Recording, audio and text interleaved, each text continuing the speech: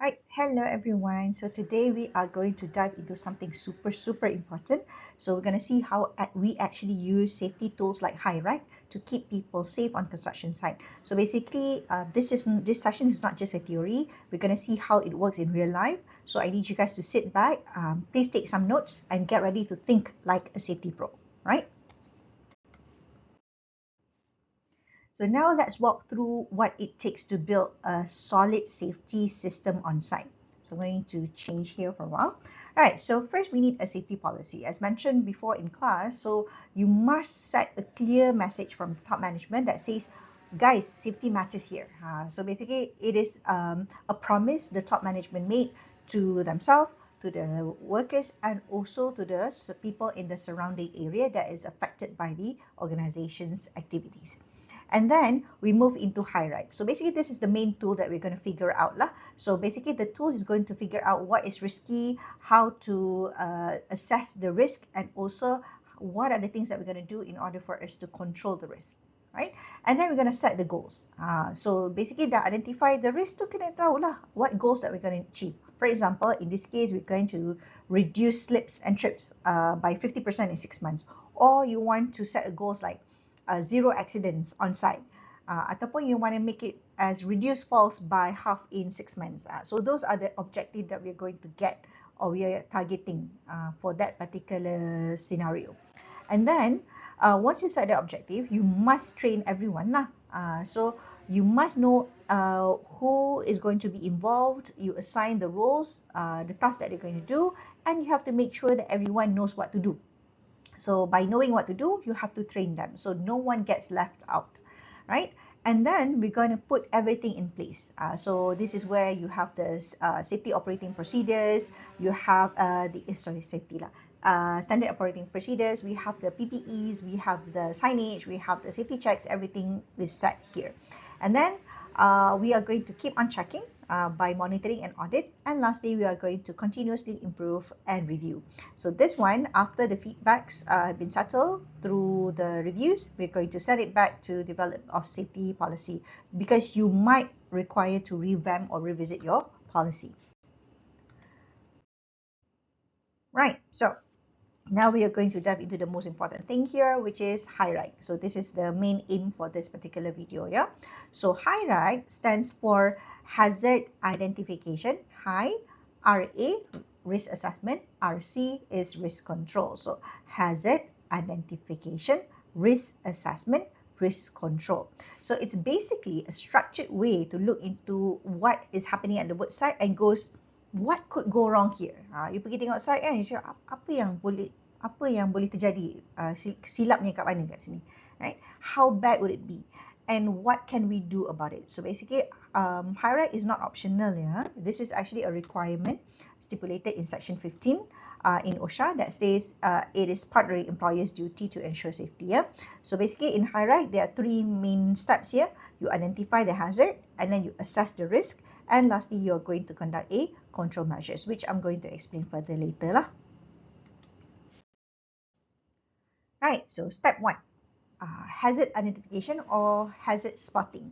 So basically, what is hazard? Yeah? Hazard is anything that could cause harm, as simple as that, right? So we find them by doing inspections. We can talk to workers, right? Get the feedbacks. You can check the old accident reports or check the near miss reports. So all of that, you're going to use it in order for you to identify the hazards. Now, hazards can come into different, I use the word flavor here, so many ways for hazards to happen. So here's what it looks like. So the first type of hazard is called the physical hazard. So this is the obvious ones lah. A lot of physical hazard happening. Think like noise, heat, vibration, a sharp object, falling from height. So those are considered as physical hazard. So it can, if it can physically injure you on the spot, it is here. So we call it as physical hazard. For example, you use loud machineries. So loud machineries can damage your hearings, right? Boleh rosakkan telinga, pendengaran. Or working on scaffold without guardrail.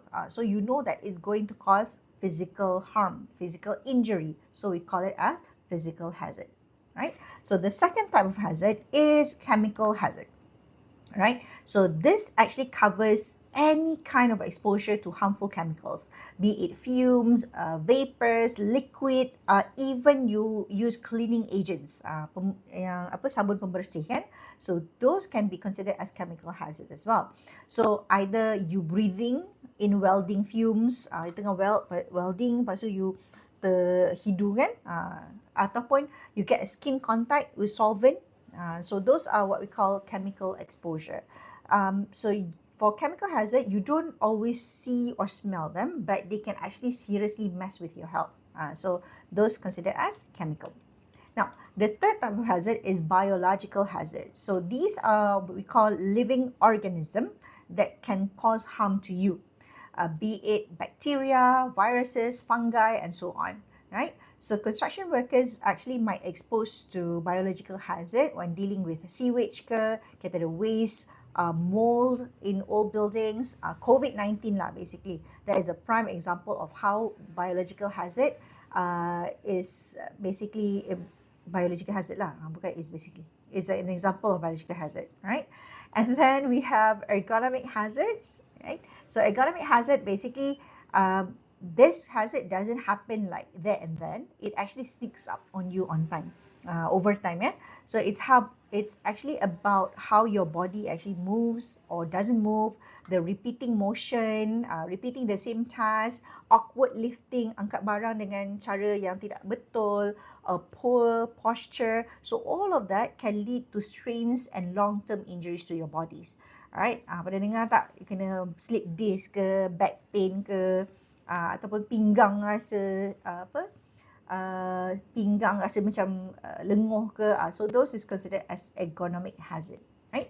And then we have psychosocial hazard. Psychosocial hazard, this is often being overlooked, but it is super important. So psychosocial hazard relates to mental and emotional well-being. Kan emotional damage, ni masuk kat sini lah, psychological hazard. So basically high stress, long work hours, unclear roles, bullying, burnout. So those are considered as psychosocial hazards. So this type of hazard can affect decision making and also increase accident risk because mental health. So mental health is also part of workplace health. So jangan salah. So for this one, kita akan masukkan the first section of the Hirarc punya form, which is the hazard identification, where here you're going to identify the work activities, the hazards identification, which can cause what, and then we're going to look into the existing risk control, if any. Right, now after you identify the hazards, now we're going to go to step number 2, which is risk assessment or risk analysis. So you're going to ask two key questions, dua soalan yang utama. How likely is it to happen, which is the likelihood, and then number 2, how bad could it be if it does? So that is going to look into the severity aspect. All right, so we're going to use a simple but also powerful formula. Tutup kat sini, but you can see here, risk equals to likelihood times severity, right? So let's break this down for you. So the first one, you're going to look into the likelihood. How probable is the accident? So you're going to rate between 1 to 5. 1 meaning that it is inconceivable, meaning that very unlikely for it to happen, very rarely. And then we have 5. 5 meaning that it is almost certain, very likely that the hazard is going to happen. Right? So the rating is between 1 to 5. And then you have severity here. Again, rating is 1 to 5. So severity is where you're going to look into the question of how serious would the impact be, the seriousness of the impact. So 1 is considered as very minor, right? For example, first aid punya cases, right? Paper cut ke, kan? Itu semua considered as minor severity. Or it can be 5, which is catastrophic, meaning that it can cause fatality, right, fatal, or permanent disability. Okay, so you're going to rank it between 1 to 5. Rank the hazard between 1 to 5 lah. And then what you're going to do, you're going to multiply the two numbers in order for you to get the risk score. For example, I'll give you an example. Example 1, a worker might trip over a loose cable on site. There's a loose cable and the likelihood for a worker to trip over the cable. So when you talk about the likelihood, so it's going to be possible, right? Because there's a loose cable there and it is an open without housekeeping. So you know that the likelihood for workers to trip is quite high. So you put it as 4, for example, right? Which is possible. And then we look into the severity. Okay. Now, if let's say a worker actually tripped and fall, what happened to the worker? So it's going to cause bruises or sprain. Tak adalah sampai permanent disability. Maybe it's going to be minor lah, disable but not permanent injury. For example, you trip and then your ankle punya twisted ke. So tak ada, dia tak patah ya. It's not permanent. It's just maybe menyusahkan ataupun menyebabkan you tak boleh nak bekerja untuk satu tempoh. Right? So it's going to be, I'm going to rate it as 2. Right? So now what you're going to do, you're going to basically multiply the two numbers. So the risk is 4, the likelihood is 4, and then the severity is 2. Therefore, the risk score is going to be 8. 4 darab 2, 8 lah kan. So that will be considered as a medium risk. Right? So I'm going to show you later lah the risk punya table. Alright, now another example number 2. Working on scaffold without guardrails, right? So you're working at height and then there's no guardrails. So likelihood for the hazard to happen, so depending on the condition, maybe it's going to be 5. Sebab if it is working at height, you fall from height, so it's going to be, might be death or serious injury kan. So the likelihood for it to happen, I would say 3 lah kot, 3 for example, 3. Conceivable, might be occur sometimes in the future. And then if let's say we look into the severity, kalau dah jatuh dari tempat tinggi, of course lah dia adalah catastrophic because it might cause fatality, right? So 5, so it will be 3 times 5, so 15. So 15 is considered as high risk, right? Now I'm going to give you another example. Using glove to handle rough timber. So tengah angkat kayu kan, using glove. So the likelihood for the hazard, potential hazard is going to be splinter lah kan. So 1 atau 2 lah, 2, right? Remote. And then severity is going to be 1, negligible. Sebab paling tidak pun dia kena selumbar kan. So that one splinters lah kan. So that one severity, I'm going to give it 1. So 2 times 1 is going to be 2. Risk score is 2, so it's low risk, so you just monitor it. So basically this system, right, this system for risk analysis, it helps you to prioritize actions, what needs to be considered as urgent or what is acceptable for now. So you can prioritize your work. Okay, so once you identify the likelihood and severity, so we're going to look into this matrix here or this table here. This is what we call a risk matrix. So it's like a risk calculator lah. So imagine a grid with, we have the severity on one side and then we have the likelihood on the other. So you're going to match the number in order for you to find your risk score. Okay, for example, likelihood scale we have 1 to 5. 1 meaning that rare, once in a few years it happens. Once in a few years, they would rare lah. Number 2, likelihood 2 will be unlikely, maybe once a year. Once a year dia jadi. Ataupun the third rating would be possible. Alright, so it's going to be, maybe it happens monthly, on monthly basis. 4, likely, maybe it happens weekly. And 5, likelihood 5 will be almost certain. Maybe it happens on daily basis. So you have to identify the likelihood for it to happen. Right, and then we look into the severity scale. Right, severity scale meaning that 1 is minor injury, first aid punya cases. 2 is moderate injury that requires medical treatment. Right, 3 is major injury, medical treatment and hospital stay. Right, 4 is severe injury that might cause disability, and 5 may be fatal. There's a loss of life. Right, now I'll give you an example here. Let's say you're working with the power tools, alright, and that power tool occasionally kicks back. So dia akan menendang you, bukan menendang elektrik, menendang you. So likelihood for it to happen, maybe it's going to be possible lah. sebab dia often happens. And then the severity, let's say kalau the kickbacks, right, sebab power tools kan dia kuat, so it might cause you broken bone. So broken bone, so it might cause disability, right? So disability is going to be 4. So dekat sini jawapan dia, bukan jawapan dia lah. Dia punya risk score is 12. So 12, what does the number tells you? Yellow color is medium, right? Medium. So if it is medium, it considered as you need to control it. If the risk matrix falls under the green punya sections, green meaning that is low risk, acceptable, so you just monitor it. If it falls under the red color, so this is high to critical risk, meaning that you have to fix it there and then. So this particular matrix actually helps you to make decision fast and confidently. So remember, if it is in the red zone, you cannot wait. You have to get control immediately, right? All right, so now we're going to decide how to control the risk. So the main aim here is to make it as safe as reasonably possible.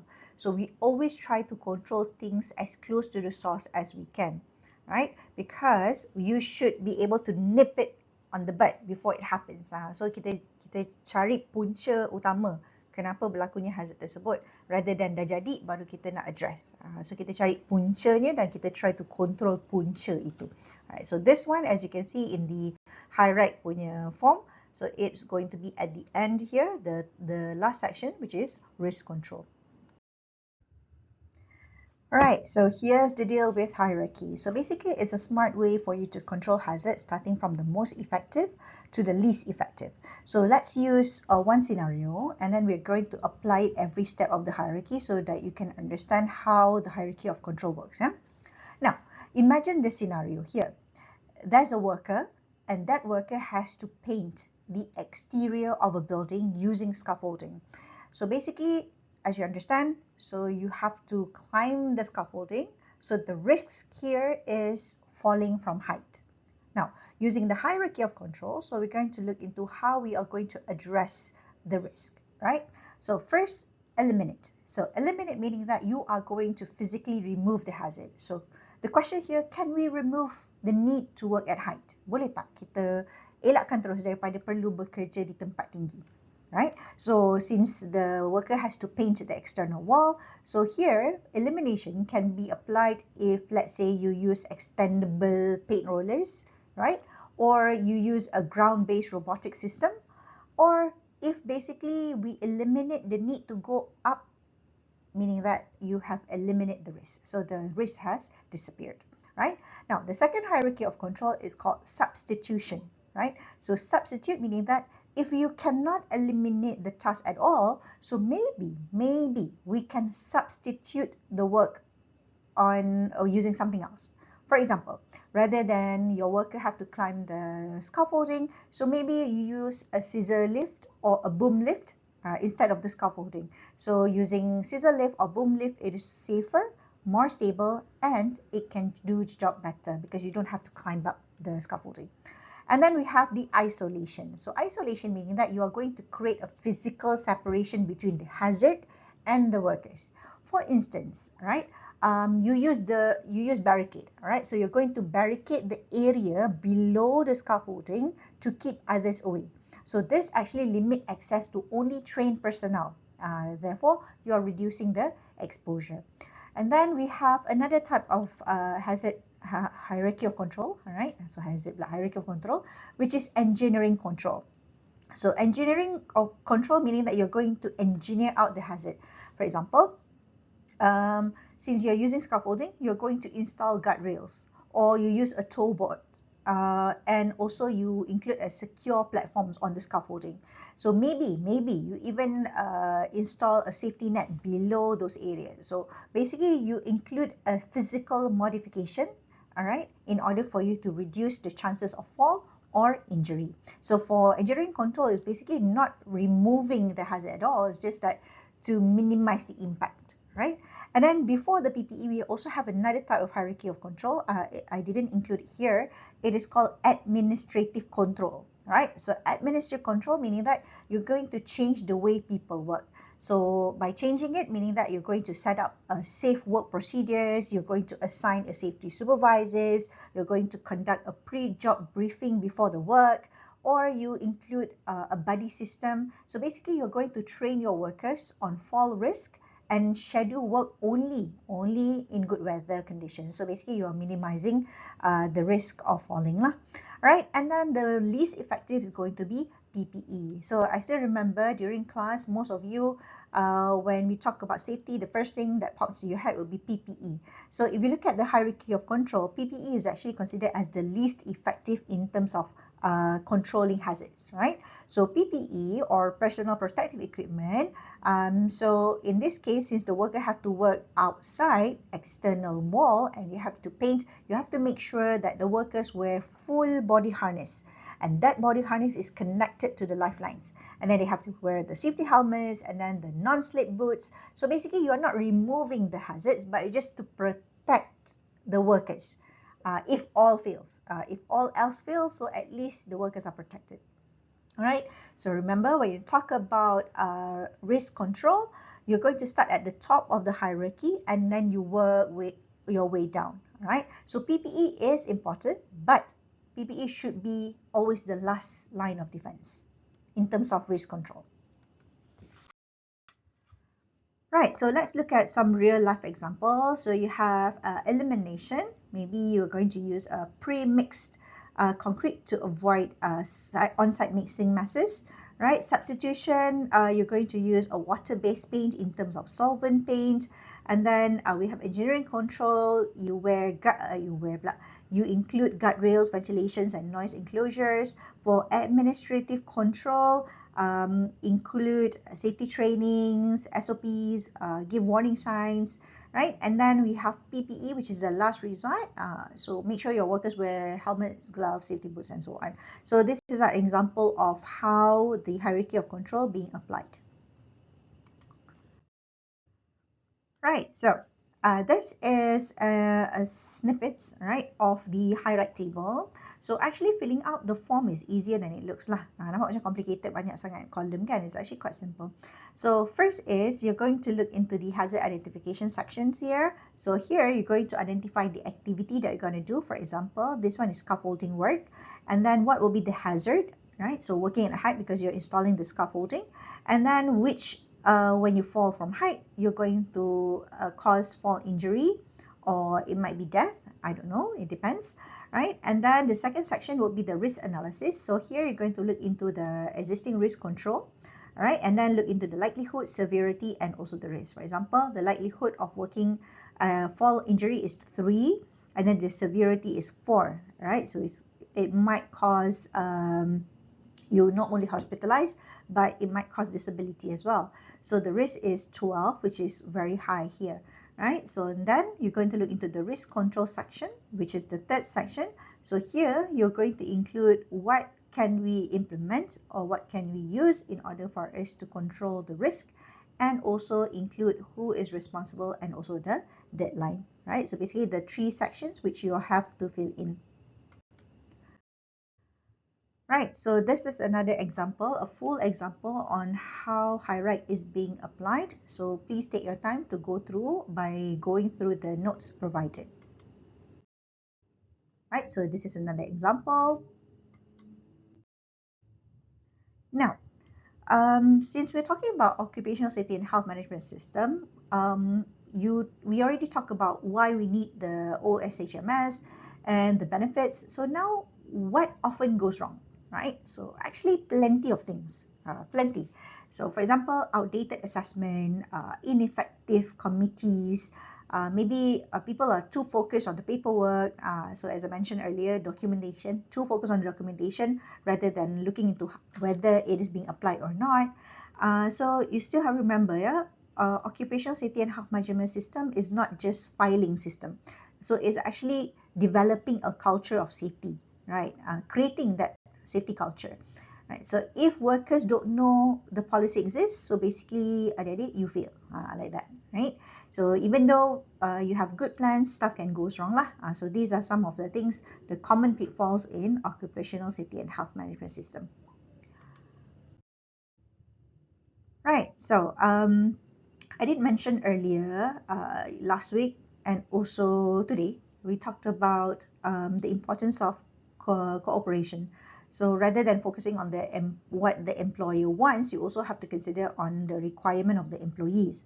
So in preparing your safety plan, safety and health plan, so you have to incorporate what the employee says, right? Because they are the one that is going to do their job. So why do you involve workers? Because they know the risk best, because they live the risk daily. Okay, and then it is actually stated in ISO 45001 under clause 5.4 where workers must participate. And then why? When they feel that they are heard, they will follow the rules better. So you don't just train them. So you have to ask them what works, what is needed in order for them to feel safe and to be able to work effectively and efficiently. Right, so here are some of the ways to engage workers. For example, you can hold safety committee, you can have a toolbox talks, you can incorporate feedback channels, maybe you open up a WhatsApp group that focusing on safety and health. So basically you are trying to make safety part of your workers' routine. So by doing that, if they see something is unsafe, so they should be able to feel safe in order for them to speak up.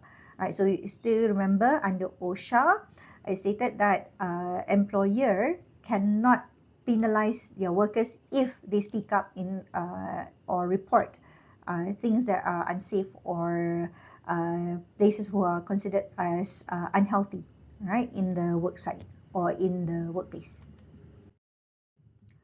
Right, so here is some of the exercises. I highly encourage you to go through. Right, go through each scenario. So I'm not going to read it to you, so just walk through the scenarios. I have 3 scenarios here. So this is the first scenario, and this is the second one, and lastly the third scenario. So what you're going to do, you go through each scenario, right, and then download the Hirarc table provided in UFuture, right? You download it and then you conduct your risk assessment, hazard identification, risk assessment, and also risk control, right? Fill in the form for all 3 scenarios, and then you submit it to me. So I'm going to share to you the submission link so that it will be easier for you to submit your work. Right, so to wrap up, what exactly is occupational safety and health? So it is more than just hard hats, steel boots. It is a science of protecting workers from injuries. So what is occupational safety and health management system? It is a management system that basically aims to achieve the safety and health policy that focuses on preventing hazards, preventing injuries, and also maintaining good health for your workers. Everyone. Right, so let's summarize like a pro. Occupational safety and health management system not only save lives, it also reduce costs, and the most important thing is it boosts your workers' morale. ISO 45001 is the top standard for occupational safety and health management system. And then you have PDCA, which is your improvement engine for continual improvement in terms of safety and health management. And then you have workers' participation. It is not optional, it is non-negotiable, it is essential, and you have to include your workers when developing your occupational safety and health management system for your organization. So basically, adik-adik, so now you already know how to establish a solid occupational safety and health management system. Alright, so thank you. That's wrap up. Next up, we are going to cover part 3 of the safety and health management. So until then, stay safe, stay aware, and remember, safety isn't a checklist, it is a mindset. So thank you very much. Assalamualaikum. Bye.